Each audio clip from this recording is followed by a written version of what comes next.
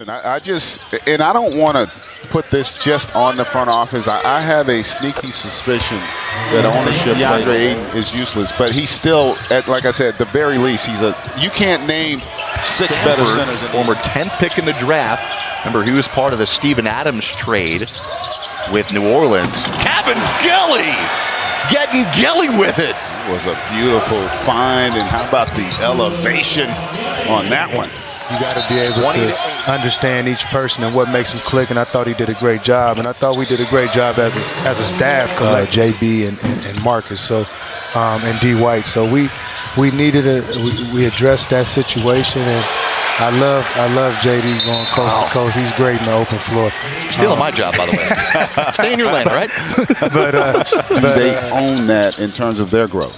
Well, the one thing I would say is about both of those guys. The owner and James Jones, the general manager. Well, I would say this: when you draft a guy number one, and he's proven himself to be one of the 5 or 6 best in the league at his position, and the guys they're over there telling me they didn't expect him to make it. They're trying to distract him, and he's able to knock down that mid-range. Oh yeah, that to me is just really poor in terms of how you're running your organization to not have that situation. Because again, 19 first half points on 5 of 6 shooting, and here he goes to start the second half, dumping it down low, and that is put up and in by Zuan Benaroff's 4 assists. Kevin Gelly, the big fella up top. Roderick Thomas out to Davison, corner 3 ball, splash. Benaroff thinks about the 3. Now he's going to drive on Aldama. Gets into the paint. Aldama gets a piece of it. Shot clock reset. Why did the shot clock reset? We have to continue to knock some down here, and Memphis just kind of hanging around.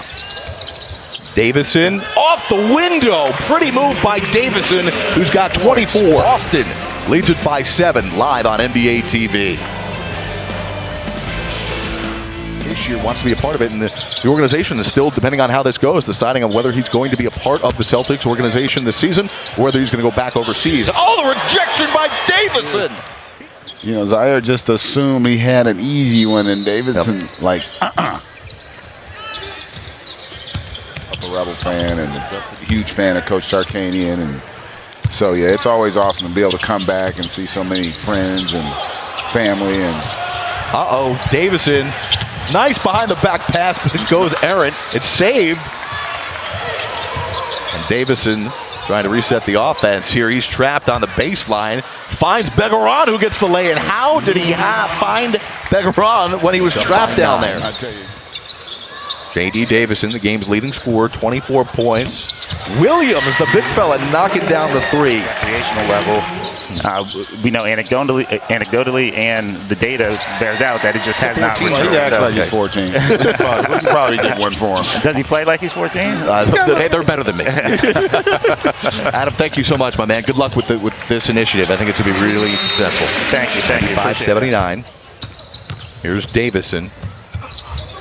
Throwing it up to Williams. What a feed. That is the 9th assist for Davison. Score first guy tonight. Yeah, he's done a really good job of finding that balance, though. Yep. Even though he does have the 26 points, he's just been so efficient and still delivering. There you go. Double-double for J.D. Davison. 26 points, 10 assists, as Boston is back up by 20. Zaire Williams and Desmond Bane, who can take that stress off of Ja, will help them in the postseason. Yeah, that's a great point, Jared, because the reality is Ja's presence is going to create opportunities for guys just when he's on the floor. To everybody, it feels like everybody who's played for Boston has played well. Nobody better than Davison. They got to give it to Davison. Begaron's got to give it to Davison to get his 30th point.